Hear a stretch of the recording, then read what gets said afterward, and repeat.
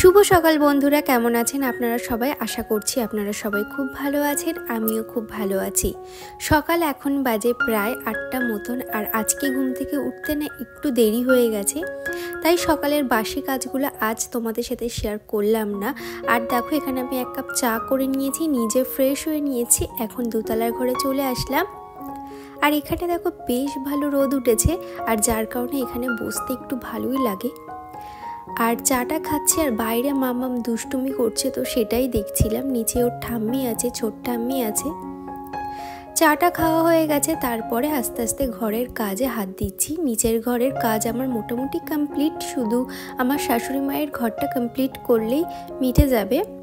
তো দোতলার ঘরটা আজকে ভাবছি একটু গুছাবো, আর দোতলার ঘরের কাজটা সেরেই আজকে নিচে যাব। আজকে না প্রচুর জামা কাপড় আছে, তো সেগুলোকে কাচবো।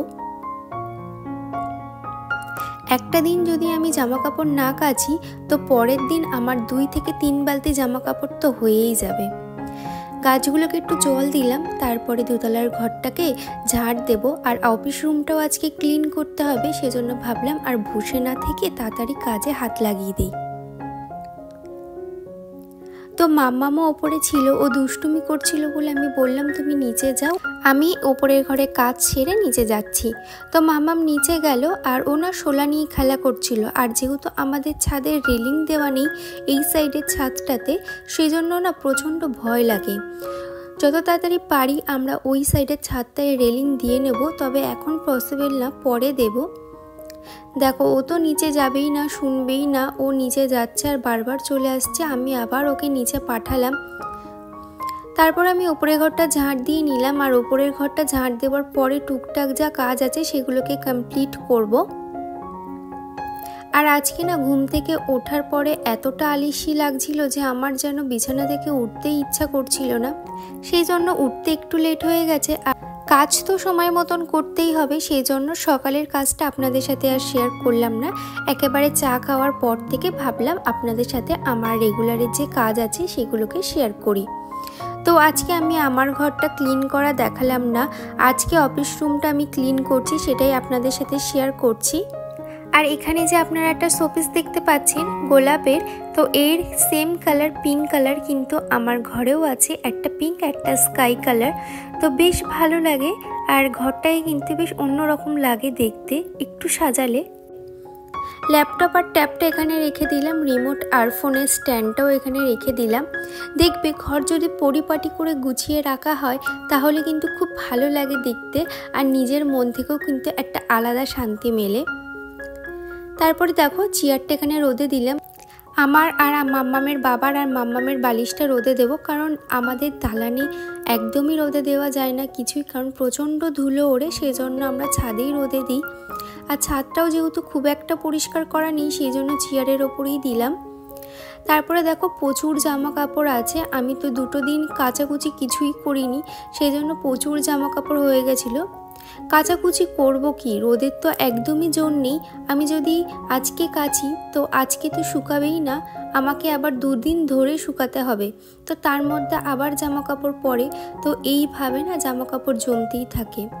আর এই কুশনটা আমি কেচে দিচ্ছি, মাম্মাম ওষুধ ফেলেছিল সেজন্য দাগ হয়ে গেছিলো, আর তুলোটা বার করে আমি কুশনটা কেচে দিলাম। জামা কাপড়গুলো এখন মেলে দেব। আর বড় বড় হুডি সোয়েটার এইগুলো না একদিনে একদমই শুকাবে না, এগুলোর জন্য আমার 2 দিন ধরে রাখতে হবে। আর রোদের জোর যেহেতু খুব একটা বেশি নেই, সেজন্য না এই সমস্যাটা আমার হয়ে থাকে। আর নিচে কোথায় মেলবো, সেই বারান্দাতে একটার ওপর একটা মেলে দিতে হয়। মাম্মামের চুটকিকেও আজকে ধুয়ে কেচে পরিষ্কার করে দিলাম, কারণ প্রচণ্ড ময়লা হয়েছিল লাইট কালার যেহেতু। পাপোশগুলোকে আজকে পরিষ্কার করেছি। আর আজকে যেহেতু একাদশী, আমার সংসারের কাজের চাপটা একটু বেশি, তবে রান্নাবান্নার দিকটা আজকে আমার নেই, আজকে শাশুড়ি মা রান্নাবান্নার দিকটা সামলাচ্ছেন। আর একাদশীর দিন এই ঘরদোর পরিষ্কার করতে করতে আমি আর রান্নাঘরের দিকে যাওয়ার টাইমই পাই না, সেই জন্য শাশুড়ি মা একাদশীর দিনটা রান্নাবান্নার দিকটা সামলে নেয়। শাশুড়ি মায়ের ঘরটা পরিষ্কার করে এবার ঘরটাকে মুছে নেব। আমার ঘরটাও মোছা হয়ে গেছে, আর সকাল থেকে কারেন্ট নেই, যে কারণে আমার ঘরের কাজ আপনাদের সাথে কিছুই শেয়ার করতে পারলাম না। আর এই সাইডে যেহেতু ইনভার্টার আছে সেই জন্য এই দিকটাতে রান্নাঘরটাতে বাথরুমটাতে অসুবিধা হয় না। শাশুড়ি মা করেছেন লুচি, ছোলার ডাল আর কুমড়ো আলুর তরকারি। যেহেতু একাদশী সেজন্য নিরামিষভাবেই করেছে। আর মাম্মামের জন্য করেছিল ভাত। রান্নাবান্না সবই কমপ্লিট হয়ে গেছে। এবার আমি রান্নাঘরটাকে ভালোভাবে গুছিয়ে নেব। এখানে আমি গ্যাসটাকে মুছে নিলাম আর স্ল্যাবটাকেও ভালো করে মুছে নিয়েছি। তারপরে যা থালা বাসন ছিল শাশুড়ি মা কিছুটা মেজেছেন আর আমি লাস্টে যেগুলো ছিল সেগুলোকে মেজে নিলাম। মাম্মামের দুধের কৌটোটাও মেজে নিয়েছি, কারণ দুধ ঢালবো। মাম্মামের বাবা নিয়ে এসছে তোমার পিডিয়াশোর আর জুনিয়র হরলিক্স। ভাবছি এবার থেকে জুনিয়র হরলিক্সটাই খাওয়াবো। তারপরে স্নান করে খাওয়া দাওয়া কমপ্লিট করলাম। এখানের কার্পেটটা এখানে পেতে দিলাম। তারপর প্রত্যেকটা ঘরের পাপোশ যেগুলোকে আমি ধুয়ে দিয়েছিলাম সেগুলোকে একে একে পাতিয়ে দিলাম। দুপুরবেলা মাম্মাম ঘুমাচ্ছিল, আজকে আমি আর শুইনি, ওপরের ঘরেই ছিলাম। টুকটাক কিছু কাজ ছিল সেগুলোকে কমপ্লিট করছিলাম। তারপরে মাম্মাম উঠে ওর ঠাম্মির সাথে গেল বাইরে, আর সেই ফাঁকে আমি বিছানাটাও গুছিয়ে নিচ্ছি। আর আজকে যেহেতু বালিশগুলোকে রোদে দিয়েছিলাম, তুলোগুলো কিন্তু বেশ ভালোভাবে ফুলে গেছে, সেই জন্য বালিশগুলো দেখতেও ভালো লাগছে। আর এখানে দেখো আমি বিছানাটা ঝেড়ে নিচ্ছি। আর মাম্মাম এই সাদা পুতুলটা নিয়ে ভীষণ খেলা করে, সেজন্য ভাবলাম এটা বিছানার ওপরেই রেখে দেই। সকালবেলা বলো, বিকেলবেলা বলো আর সন্ধেবেলায় বলো, যখনই আমি পারি বিছানাটা একদমই নিট অ্যান্ড ক্লিন করে রাখার চেষ্টা করি। সংসারের প্রত্যেকটা কাজ একটু গুছিয়ে করলে কিন্তু বেশ ভালো লাগে। আর এখানে দেখো এই তুলোগুলো বার করে এই কুশনটার মধ্যে এবার আমি দিয়ে দেব, কারণ অনেকটা ছিল, একটা টেডি ছিল, তো সেই টেডির তুলোগুলো আমি এর ভিতরে দিয়ে দিয়েছি, তাহলে বেশ ভালো লাগে দেখতে।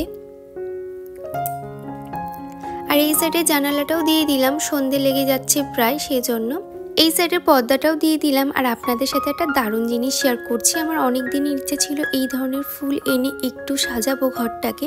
কেমন লাগছেন অবশ্যই জানাবেন। আজকের মতন এখানেই, টাটা।